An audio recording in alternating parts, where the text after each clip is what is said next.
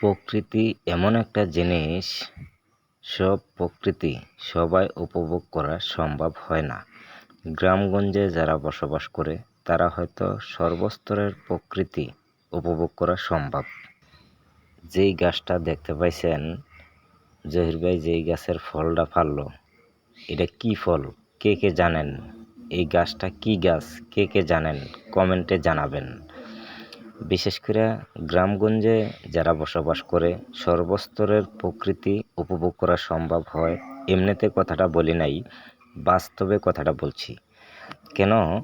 গ্রামগঞ্জে যারা বসবাস করে তারা এখন আমি ভিডিও আপলোড দেওয়ার সাথে সাথে অনেকেই আমাকে কমেন্টে জানিয়ে দেবে যে এইটা এই ফল। তো বিশেষ করে শহর বন্দরে যাদের জন্ম হয়েছে কিংবা শহর বন্দরে যারা বসবাস করে তারা হয়তো এই ফল গাছটা অতি সহজে চেনা সম্ভব নয়।